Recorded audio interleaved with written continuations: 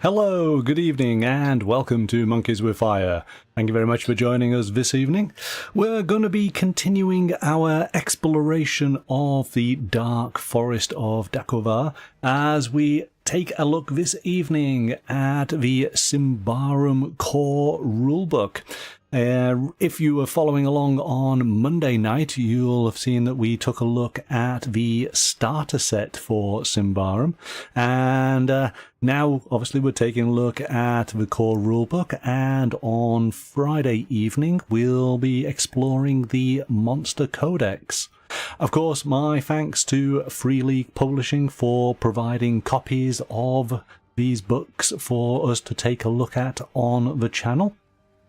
I guess if you're new to the show this week, then Symbaroum is a game that I'm not familiar with. It's one of the many game systems from Free League Publishing that I've played so many of them, and this is one that kind of missed me by. So I was very grateful that Free League was willing to send over a copy for us to take a look at. So I'm exploring the game just like you guys might be watching the live show or the video. If you do have any questions, please do leave them in the chat or put them into the comments, and I will do my best to answer those for you. And of course, if you have played Symbaroum, then let me know. Tell me what you thought of it. Tell me what you liked, what you didn't like. This is all really helpful as we go through and explore the game ourselves. All right then, let's jump to the table and check it out.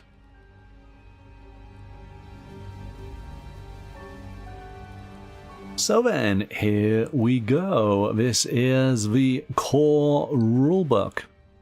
Some very nice artwork on the front here. I guess we've come accustomed to this, haven't we, with all of the Free League Publishing games that we've taken a look at. Let's have a quick scan at the back. What do we have here? Symbaroum invites you to join in the adventure. Explore the vast forest of Davokar in the hunt for treasure, lost wisdom and fame. Visit the barbarian clans to trade or to plunder their treasuries. Establish a base of power among princes, guilds or rebellious refugees in the capital city of Yandaros. Or survive encounters with arch trolls, dark-minded blight beasts and undead warlords. But whatever you do, never ignore the warnings spoken by the wardens of the forest. Tread carefully and do not disturb the ruins of old, for the dark deep of Davokar is about to awaken. Okay, ominous. And I guess we got a kind of a feel of that, didn't we, from taking a look at the starter set. The starter set is a great place to start. It's a nice compact tease to ease you into this brand new gaming world, even though, well, brand new for me, maybe not for some, and the game itself has been around, I think it was 2016, I think it was. So it was a Swedish release initially and then translated into English, which is something that they did with Dragonbane, but Dragonbane is a game that goes back, I'm sure it goes back to the 80s. So it's nice to be able to discover these games that are, as I say, new to me, but maybe not for others.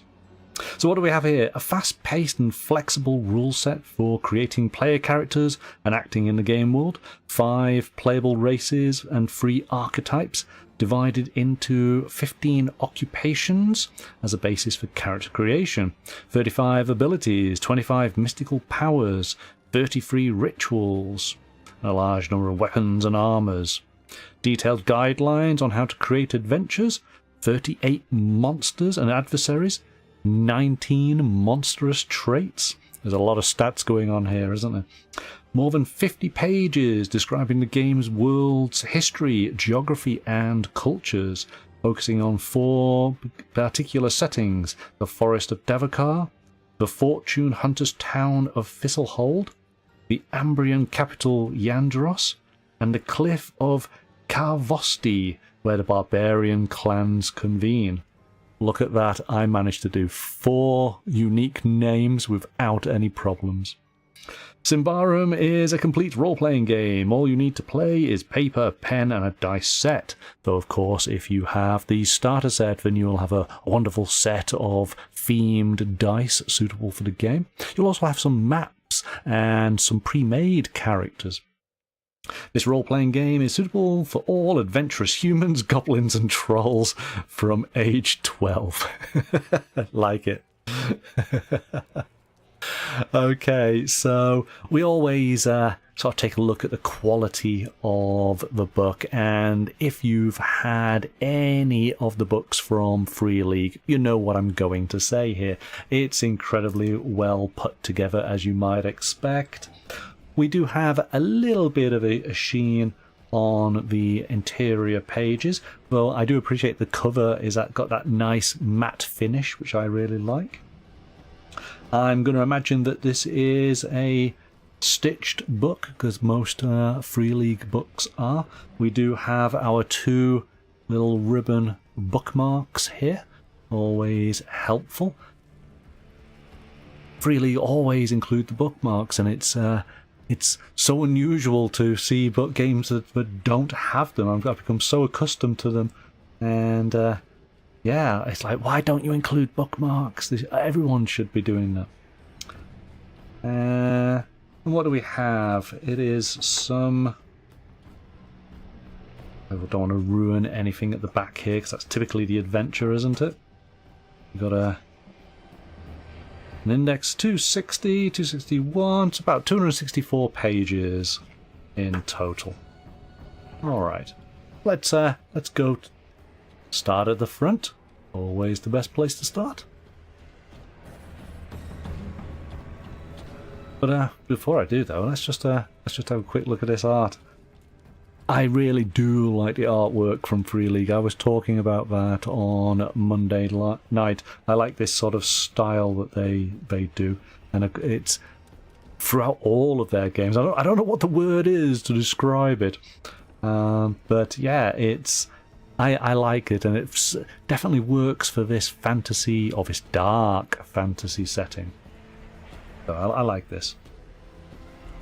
And of course, the setting itself being in this forest makes me think of Mirkwood, which of course Free League do a Lord of the Rings game, as in the One Ring. But this is an entire gaming world with all the adventures happening in this dense forest. So we have our credits. And then we break this down. So what do we have? We have 3 books. The World of Symbaroum, the Player's Guide, the Games Master's Guide, and then we have an adventure, The Promised Land,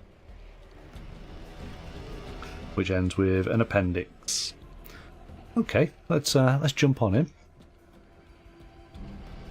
We have we have a page here on those that helped bring potentially the Kickstarter or the crowdfunding campaign to bringing this book to life.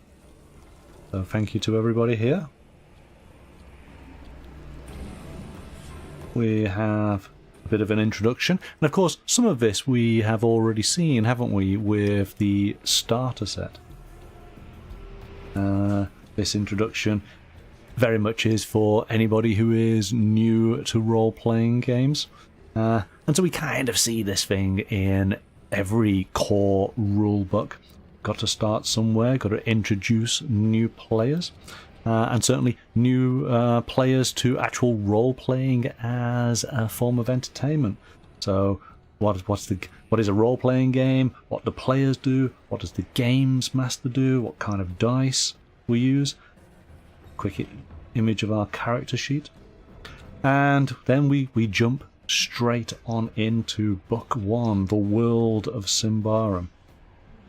And this is something that I really do enjoy with role-playing games just as a whole.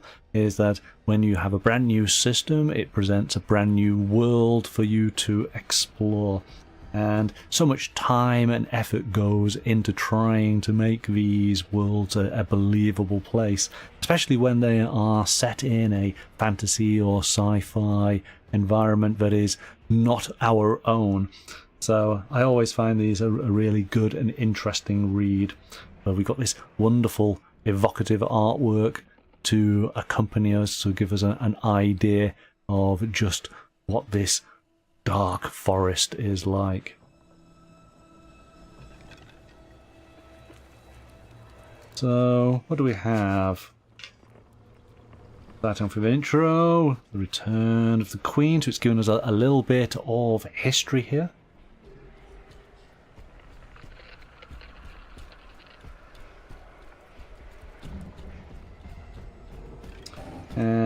The Promised Land. Ah, here we go. So we have a timeline. And this is it coming up to the present day? Yes, it does. Yeah, so it goes back, what, 500? I'm assuming it's going to be years. I see no reason why not. We have the map. Now, of course, in the starter set, we have a fold-out version of this map that we could put down on the table.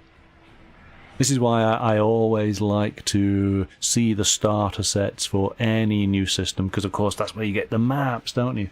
And all the sort of player aids, which is always good to have. We've got this timeline, but we've got to talk a little bit about the way of life in this region, in Ambria. This Ambria is down at the bottom here on the border of this great forest of Davokar. So we talked about way of life, spirituality, cultural practices.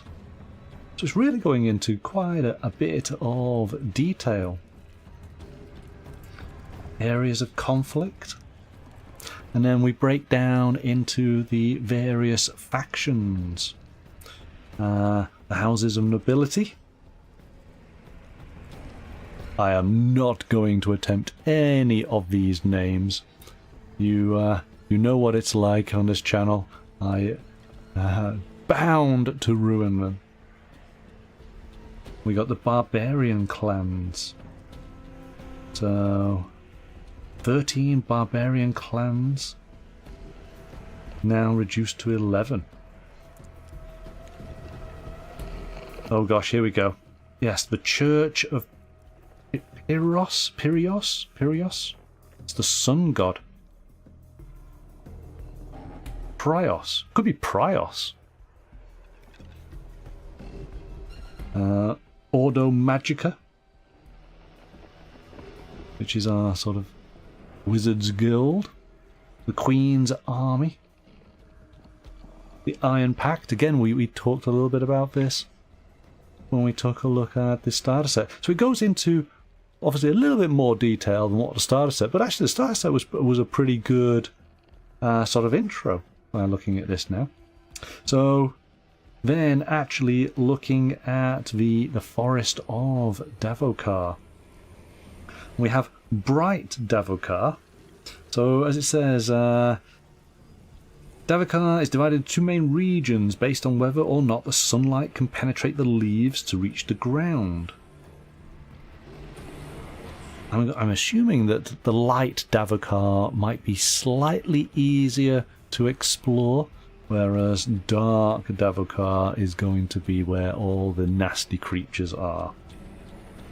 And again, I can't help but think of Mirkwood for this location. But it's very interesting. We typically have entire worlds that have various kinds of landscapes for you to be able to explore. Craggy mountains, or jungles, or ice tundra. This is all set very much within a forest, so that's kind of unique. So talking about travelling, because you've got to have a license to be able to travel into the forest. Someone is making some money here. and you leave Thistlehold, which is the town, and of course here we go. So this is where all of the adventurers come together before they embark into the forest. I guess we can go to a homely tavern. Maybe we get some sort of clue as to an adventure that we might want to pursue. We got a bit of a background on the town with an overview, surroundings, and again we have the map that we saw in the starter set.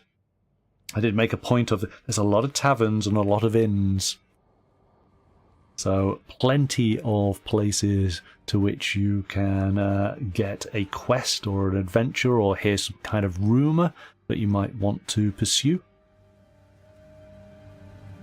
And then we do have, we got the Ordo Magica, we got the Mission House. Now is it going to go into a little bit more detail? The starter set just touched on it slightly, so let's just take a look. Night Home, so we got a couple of paragraphs on maybe each, yeah, a couple of paragraphs on each of the locations here. I think that there is another book that deals with Thistlehold in more detail. This is one of the great things about Symbaroum as a system for maybe new players, is that there's a lot of material available for you to be able to steadily work your way through. So it's not as if there's just the core rulebook and that's it. There's a massive number of books for the campaign. There are multiple advanced books. We might hopefully take a quick look at the advanced player's guide later on. So plenty of material to get your teeth into. We got persons of interest, people we might meet in the town, areas of conflict. What our player characters might do whilst they are there. So housing, equipment, missions to perform. Now what's this? And I've got to see if I can... Yandaros, so this was the other, it was the city, wasn't it? So this is where the core rules obviously go into more detail. I don't think this was referred to in the starter set. So we are getting more locations. Harbour, okay. Artisan District. Yeah, okay, cool. So we've got a new map here. And actually, I think there is a book that refers to this, so maybe we get the map with that book. Alright. The Palace District, Southern Temple District, Newtown, the slums.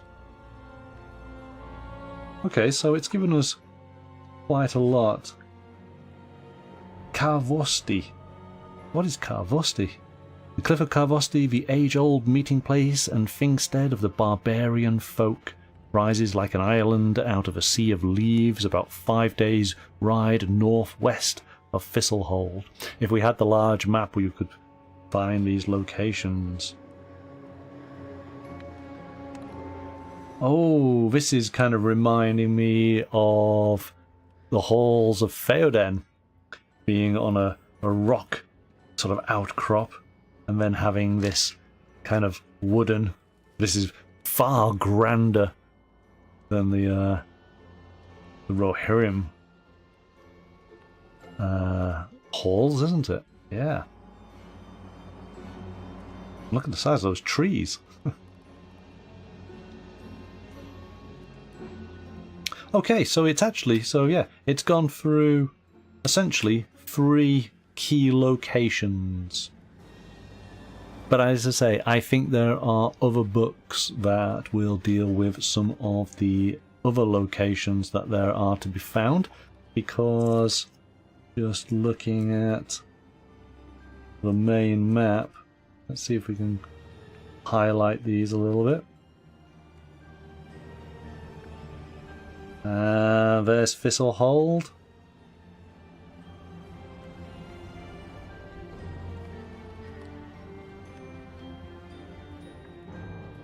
now I can't find them. There's Carvosti. And there we go, Yandros. So in fact, actually, they just go in a nice order. But I know that they recently did a campaign book for Agrella, the city of Euphoria. So that's a location. And as we commented on Monday night, there's a lot of locations down at this lower part of Ambria and Davokar, but all of this is all empty for you to explore. So there's plenty of scope. Good evening, Roger. I'm just starting. I was a little late starting myself. Had some technical issues. I hope you're well. So we're on to the player's guide. And yeah, we get a brief introduction as to what the role of the actual player is. Bringing your character to life, the group's goal, developing your character. And we jump straight on into creating a character. This is what I'm going to be interested in. Oh, here we go. So we got character goals and group goals. So what are character goals? Restore your family's honor, become the leader of a guild, become the acknowledged master of a particular area of expertise, take revenge on a person or creature, save a person from captivity, find a missing person, lift a curse, or retrieve a lost heirloom. So maybe some suggestions as to why your character is venturing out into this dangerous forest. And then we have a variety of similar goals, but for the party as a whole.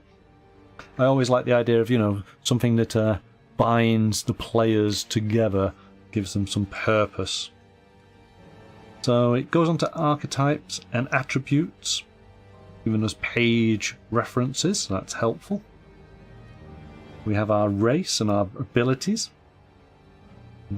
Mystical traditions. So getting a bit of an overview here of how you put your character together. Excellent. This is something, again, that I commented on the starter set, is it's always really, really helpful that there is an example of a filled out character sheet so that you have an idea that when you're putting yours together, something to kind of follow or at least guide. There are so many games that don't do this, and whenever I find one that does, I always like to shout it out and sort of applaud it, because it is very, very useful. And this is the ogre that's self-taught mystic, which we'll come on to that, but yeah, this is a game where ogres use magic. So okay, we start off with our archetypes. We have the warrior. And then what do? We have warriors and races. So ogres are commonly considered as the exemplary warriors, closely followed by humans. Okay. We've got our attributes and our abilities. Is Berserker a special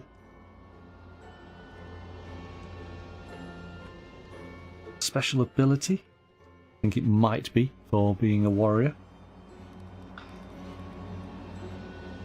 Or is it...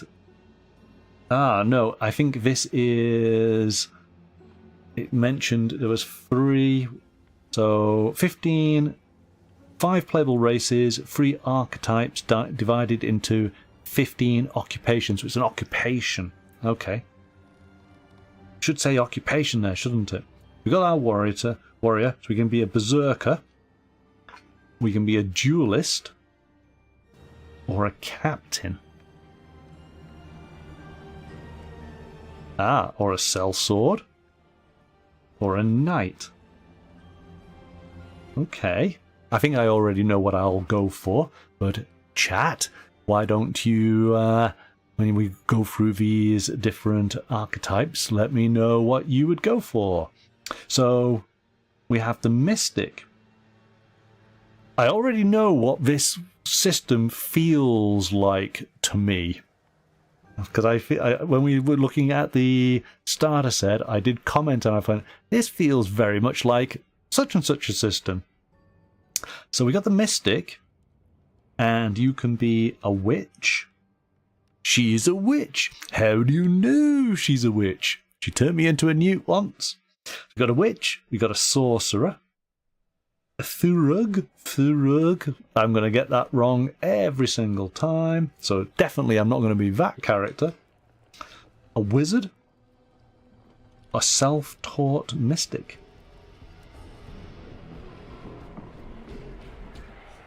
And then we have the rogue. Rogue can be a charlatan, a witch hunter, thug, a treasure hunter, a ranger. Okay, there you go. We've had a fair number here, so this is interesting. I did comment on it. Typically, I would always go for a ranger, wouldn't I? That's my go-to type of character, and I think exploring a dark forest, a ranger would probably be a good choice. But I want to go for witch hunter because that just seems really cool. I like the idea of that. Gosh, I'd rather put an innocent in the dirt than have a blight beast walk upon it. That's a bit judgmental. So, suggested race would be a human. Appropriate abilities: beast law, marksman, ritualist, and steadfast. Roger, you're saying you'd go for the ranger. Yes, I thought you might. Anything that lives can be tracked and brought down. I like the little quotes. So, there we go. Yeah, this is starting to make me think of a nervous system that we've looked at extensively on the channel. So we have our attributes, and in fact, actually, before we sort of go into this in more detail, that's actually an interesting point. Typically, Free League games use the Year Zero engine. This doesn't. This uses a different system, which is kind of unusual. Of course, we've looked at the Year Zero engine in so many of their games, so let's get it right. Tales from the Loop, and Blade Runner, and Aliens, and of course, Mutant Year Zero, where it originated from. So, different, but this uses a different system, and again, this reminds me of another system. So we have our attributes, which are accurate, cunning, discreet, persuasive, quick, resolute, strong, and vigilant. And then we have secondary attributes, which are calculated from our main attributes. And this is the important part here, the success test. So a success test is performed by rolling a 20-sided dice, and basically you are trying to land a number that is equal to or lower than the character's attribute value. So the player is the one who rolls the dice in all instances. And it gives some examples. Now, what's going to make things different is if you are rolling against the environment or rolling against an NPC, then there will be a modifier. And depending, you might have something that aids you, which will make the roll easier for you. Or if you are rolling against somebody, say a guard, and you're trying to sneak past, so their vigilance is going to make things harder for you, then you find what their attribute is in that particular aspect, and you add a modifier of plus or minus, anything up to +5, -5. So, for example, If a character sneaks up on a guard, you test the character's discreet, modified by the guard's vigilant. So say, for example, if our character had a discrete value of 10, we would be having to roll under 10 on a d20. But with the guard, say that guard had a vigilance score of 9, then that would be a +1. So now we're having to roll under... if it had 11, then -1, we'd have to be rolling under 9, wouldn't we? So making it harder for us to be able to sneak past undetected. So hopefully from that, again, regular Sir Channel, I'm getting a kind of cipher system feeling from this. Do you guys agree? If you're familiar with the cipher system, certainly this sort of testing and those archetypes with the different occupations makes me very much think of the cipher system. Roguage saying they do have several good types. Yes, they do, don't they? So, okay. And wow, that's literally it. Attributes. Success test. Now, how has it actually said where do we actually roll for? I just want to see.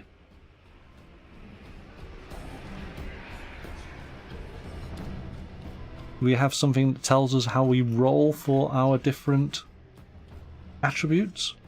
Maybe that's later on. So we do have different races. Human, changeling. Humans come into two different kinds, the Ambrian and the Barbarians. Changelings. Ogres. Goblins. I found this was interesting that in most systems you'll find you've got a human, you've got an elf, you've got a dwarf. They seem to be the classic sort of races that you might play as. So this sort of breaks that convention, and I find that really interesting. We've got our traits. Are these dependent on the actual race, isn't it? So for goblin traits have both short-lived and pariah traits. So short-lived, does it have it here? Short-lived. Character's life is short even under favourable living conditions. All members of this race tend to reach adulthood in a handful of years, after which they start to lose their youthful vigour. So only a few ever live to see the age of 40. On the other hand, they are quick to learn and adapt to new surroundings, and they are often ready to face the world at the age of 5. My goodness. So, short-lived has no effect besides what it implies in terms of playing the role. Abilities. We've got a whole host of them. Here we go. Berserker, Dominate, Beast Law, Lawmaster, Equestrian. We got our ribbon bookmarks. Nice red and gold. Again, we've got these wonderful pieces of artwork scattered throughout the pages. Witchcraft. Ooh, witch sight. Hey, if I'm a witch hunter, what happens if... could I have witchcraft? Could I be a witch hunter who is a witch? Would that really be, putting things on its head? We got mystical traditions. So this is, yes, sorcery, witchcraft, wizardry. You're a wizard, Harry. Independent mystic. Different sort of schools of magic and magical powers. What might we have? The blessed shield, confusion, curses, entangling vines, flame war. wall even. We always like the fire magic. And there are different levels. We've got the novice, adept, and master.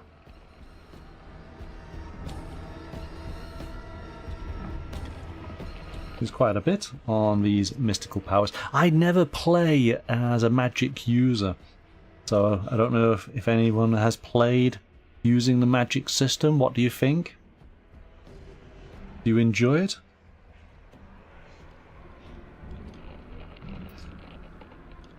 So we got familiars, a flaming servant.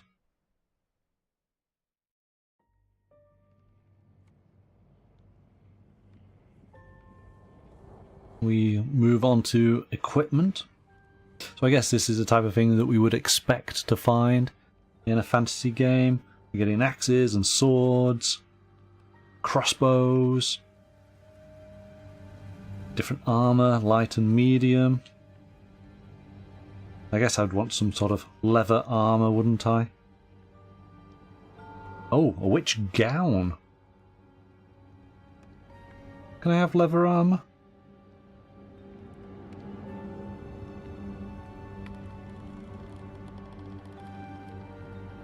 Doesn't specifically mention leather. Wolf skin.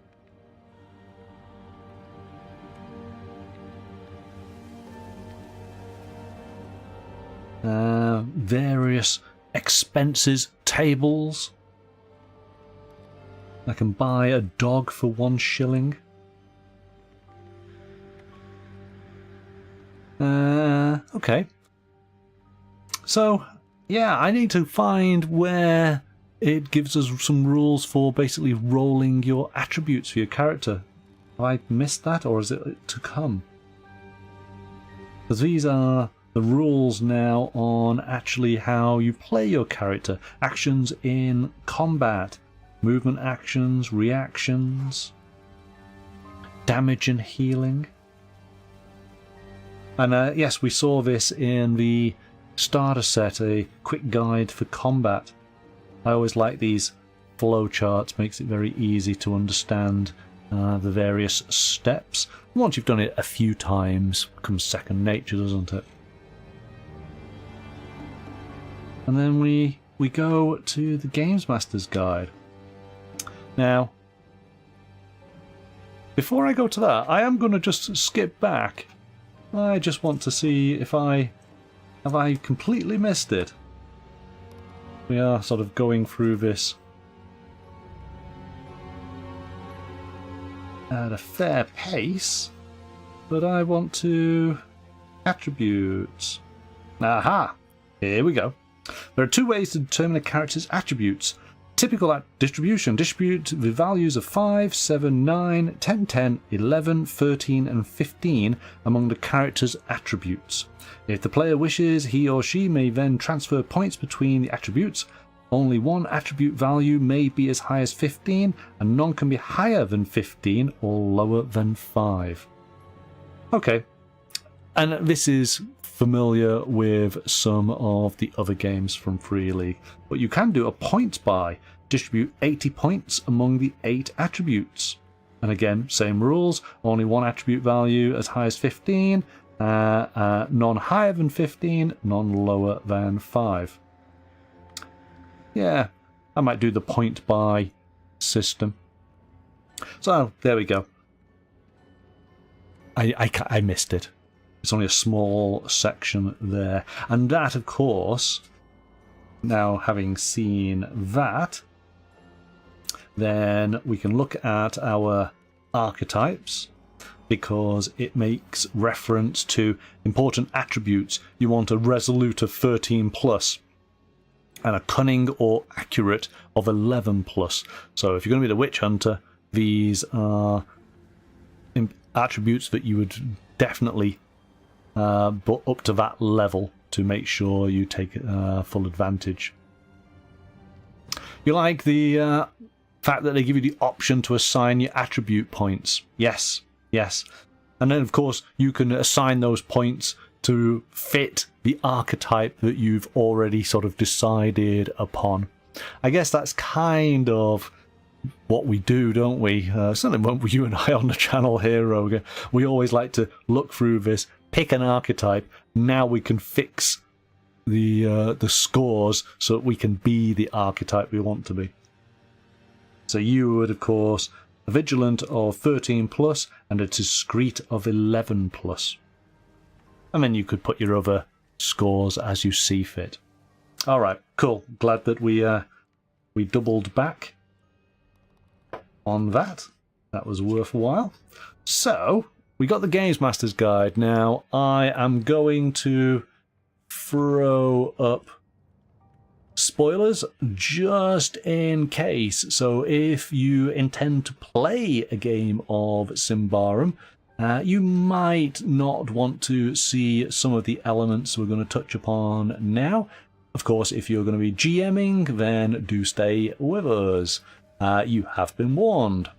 All right, let's jump on in. So, Games Master's Guide, what have we got? So before the session, setting things up, being prepared. Again, this is of course written from the perspective of if you were brand new to role-playing. Some people can skip right past all of this because they've played so many role-playing games. They can get straight on into the adventure once they understand the rules and get playing straight away. But I did notice that the actual rule side for the player themselves wasn't particularly big, was it? It was actually quite brief. And it did say that this is a very, very easy rule system to get into. So it's explaining what you might do during the course of a game. So during a session, ask the players to basically explain why and where they've come from. Describe the world, impersonate the non-player characters, describe consequences, leave the evil unexplained. Oh. Hello, M. Welcome. Thank you for joining us. Is this the James Bond M? We got a summary of what happens after the session, rewarding the players. All right. That's actually helpful if it's as a new GM. We got the rules for the Games Master. Social challenges, going into combat, explaining time within the game. So, adventure and role-playing games take place in our imagination. We need to simulate the passing of time. So we've got scenes, interludes, and turns. Shadow and corruption.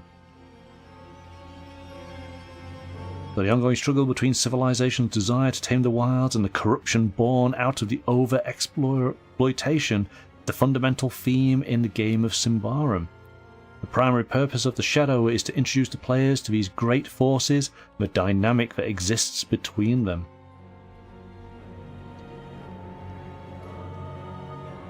Okay. We've got temporary corruption and permanent corruption. This is something that probably I need to read more into, because this is, as it says, it's one of the main cruxes of the game. So individuals with witch sight can see through the deception and deceit by actively using this ability. Okay, that's interesting. Shadow creatures. Damage from falling, damage from poison and acid. We got some optional rules. Again, they hinted at the fact that the game is very modular as far as to put rules in, take rules out, whatever works for your group, and allows you to build upon the system, which is good. And hopefully we'll take a look at the Advanced Player's Guide, give you a bit of an idea of that. Got life goals. And then rules for the campaign. Yes, it actually does. It's actually quite... I mean, we're up to page 184, but it's quite light as far as the what you're going through here. So it actually feels like it's quite a relatively easy game to get your head around. I'm quite surprised on how fast we're going through this. Artifacts. Ah, so what's this? We got money. What's artifacts? So finding an artifact can be the climax of an adventure and often the start of a new one. Maybe it's also the first step down the slippery slope of corruption. So are these the things that we would build our adventure around? The water of the dusk. So you're free to use an artifact once you have bound it to yourself. Exactly how this is done depends on the artifact. Ah, okay.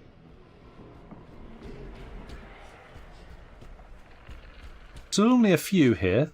What have we got? One. Light of the sun, drops of the water. We got a couple within each of this category. We've got the serpent staff of Opadia. Opadia, yeah, let's go with that. And then adventures.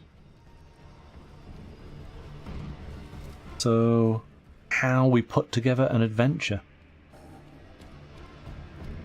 And again, this is, of course, dealing with how to construct an adventure if you were brand new to it. So, the mission, the antagonists, any other agents, the environment, the landscapes, key scenes, challenges, rewards. Of course, what's nice is that there is an adventure at the end of this book to which puts all of this into practice, doesn't it? Again, I really do like examples. Okay, so yeah, so you're given an overview of how you might put an adventure together, but ultimately you've got one at the end to refer to. And then we start looking at some of the monsters that we might find. We have our monstrous traits, acidic blood, manifestation, web, yeah, we'll move right past that one. So there's just a couple of their unique traits, but then we go on to actual monsters themselves. And the very first one, elves. I think that's really interesting. Now, is it this one? Yes, it is. I spent a little bit of time looking through the elves there. Again, regulars shall know that I was listening to the Silmarillion because we looked at one of the latest expansion books for the One Ring. And the Silmarillion, of course, is one of the best sort of lore books for Middle-earth. So learning all about elves, that's what you get from the Silmarillion. So this is a very, very, very different take on elves, and I just thought this was great. How elves have sort of different sort of looks and play and act differently depending on what season they are in their life. So fairies are the spring elf during the first phase of its life. Characterized by a playful curiosity and a cautiousness that has made the elf experts at Ordo Magica compare them to kittens.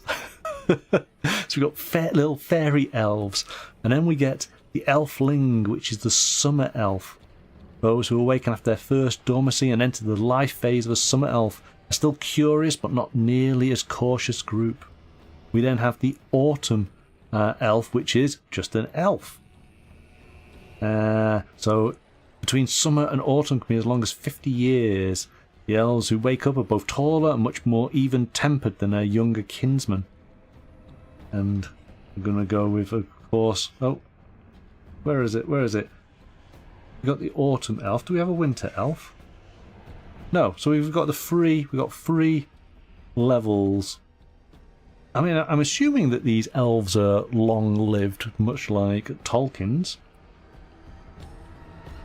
But I thought this was interesting. And yes, long-lived. There you go, yes. I guess if you could be asleep for 50 years, then you're going to have to be, aren't you? So I thought that was really interesting. A different way to portray elves. We got trolls, different kinds of trolls. In fact, we have a bit of a table here, breaking stuff down.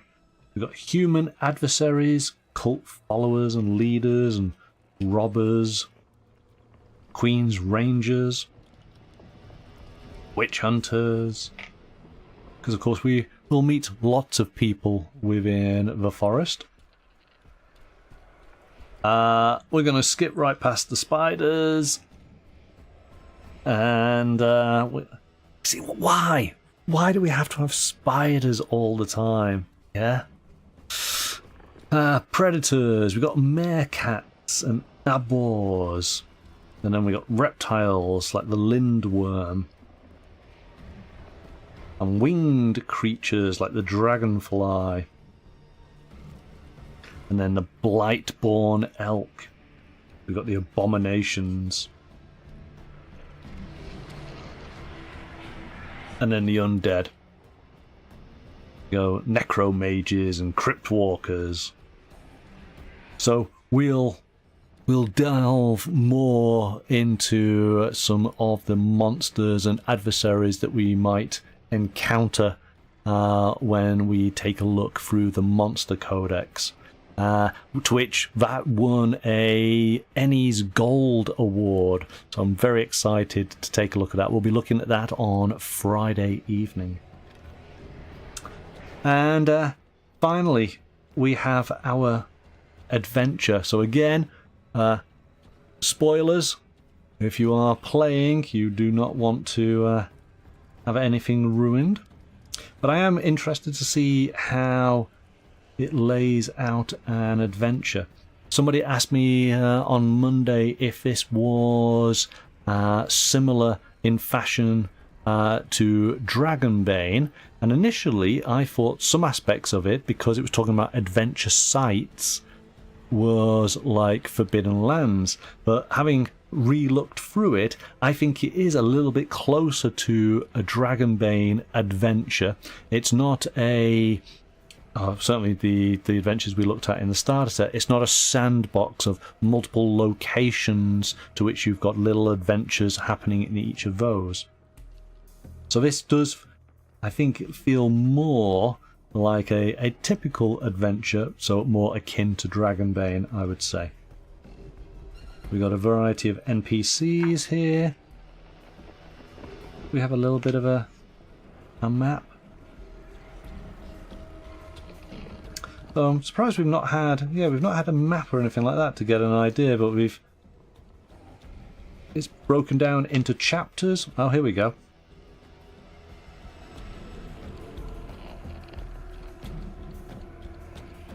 So yeah, we've got a bit of an area here. So it's more Dragonbane, I'm going to say.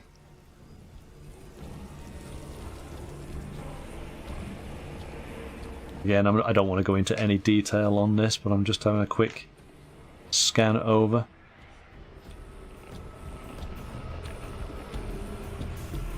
That's not too bad. Let me just see, does it kind of give an overview? I always find that useful.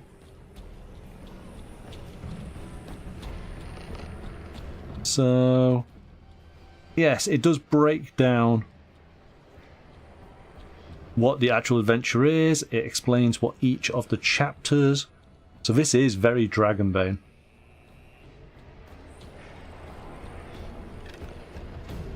And then we got a narrative tutorial. Oh, that's interesting.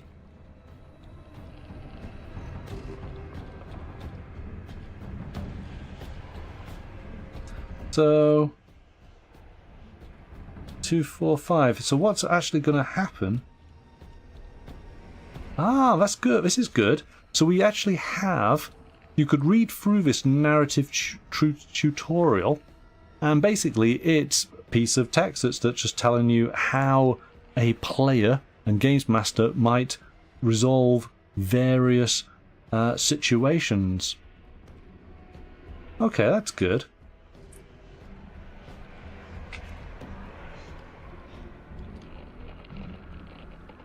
So is this the... So this is the actual start of the adventure, I think.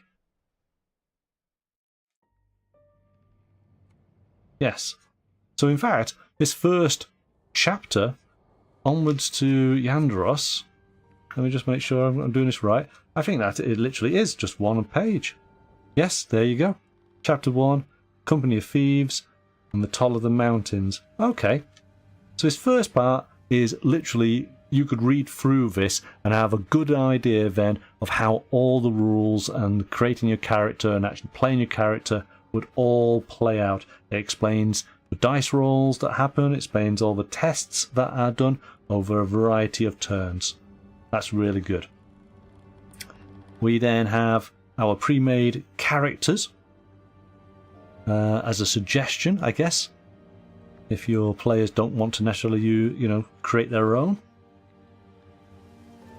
And then we literally have the first chapter, which is just 2 pages. That's super, super easy to get into, isn't it? Couple of pages for this middle second chapter, and then final chapter. That's it. Again, with some stat blocks and sort of outro. And then we got the appendix with various artifacts. With some location maps here. There you go, that's it. That is the core rulebook. So what I wanted to do, just quickly, got a little bit of time. So something that they have done is they have the Advanced Player's Guide and there's an Advanced Games Master's Guide. These are separate books and introduce additional rules for players and games masters. So these are sort of bolt-ons to the core rulebook. I don't have the games masters, I just have the player's guide. Let's have a quick scan through this. See what it adds. So we actually do have some additions. Archetypes: the hunter, the warrior, the mystic, and the rogue. We got races. We can now play as an elf, or an abducted human, a dwarf, a troll, or undead.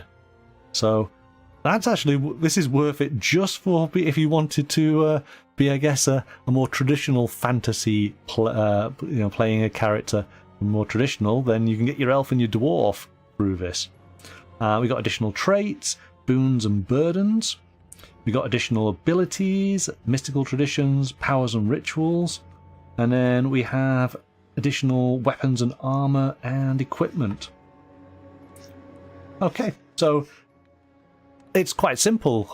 This adds a little bit more depth to your character creation. Gives you a little bit more choice. Let's have a quick look at what we've got here. We've got our hunter. Is this going to change your mind, Roger? Do you still want to be a ranger, or does a hunter appeal more? We can be a bounty hunter. Ha ha ha! There we go. Or a monster hunter. Of course, why not? Oh, that's actually quite cool. I like that. That's a good idea. Within our warriors, we got a Templar. Somebody part of a religious order. The tattooed warrior. The rune smith. Weapons master. Wrathguard. Within Mystics, Artifact Crafter, Staff Mage. You think you're going to stay with the Ranger? A Symbolist. Troll Singer.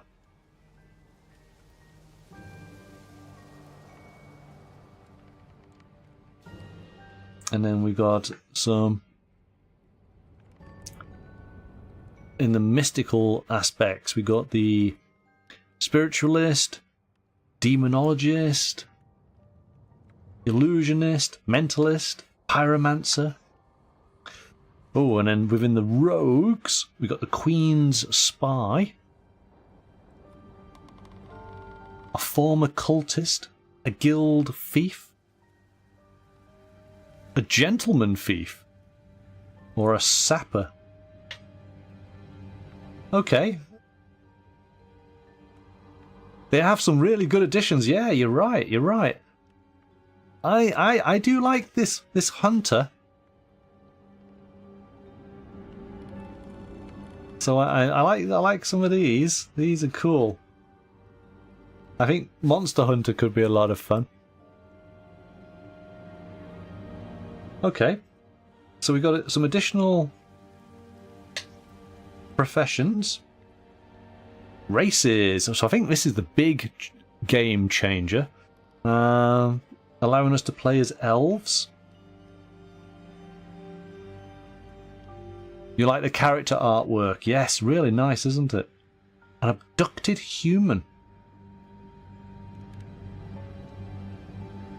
It is believed that the elves of Davokar have always abducted human children and left changelings in their stead.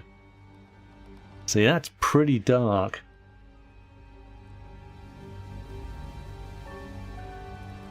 Okay, that is not what I was expecting for the dwarf.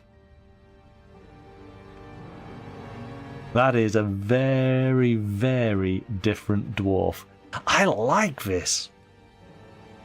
I like the fact that it basically is not leaning into traditional fantasy tropes. I think this is where this game sort of shines.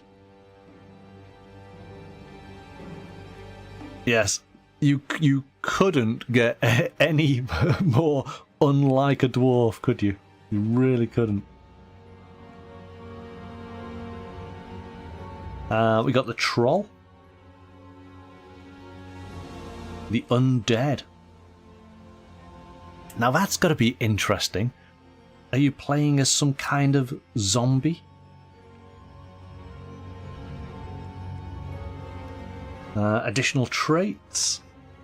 Okay, and literally just a couple in there. Boons and burdens.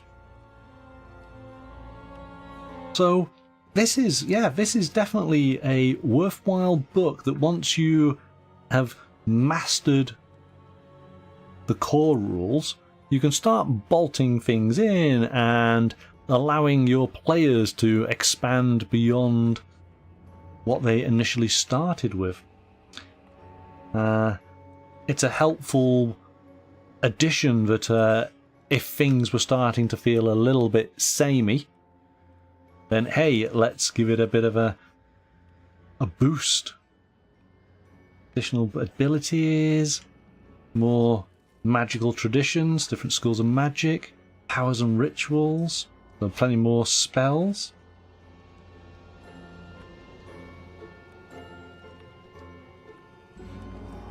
Yep, oh, there's plenty here. And then tools. So more alternative rules.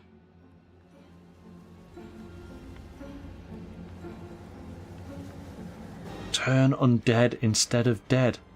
Oh gosh. Encumbrance. Blight and hunt. Setting traps. Oh no. Yeah, moving past. So yeah, plenty of additional rules that you can just bolt on in. Weapons and armour. I wanted to see if there was leather Can I have some leather armor, please? Siege weapons. Repeating crossbow. Leather armor, anyone? But they've studded leather. There we go. We'll have that.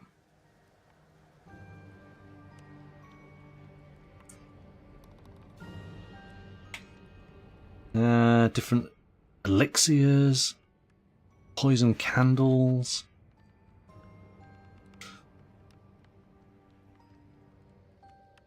I can buy porridge.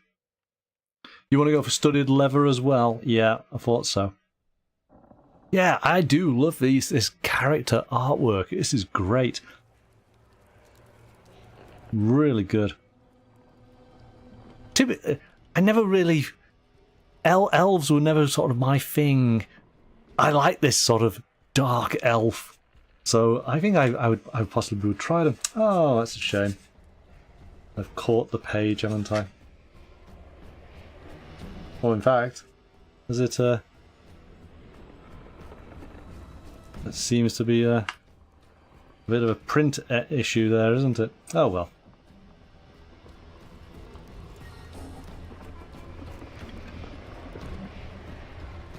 Oh, no. Oh, what have we got? Is there something hidden?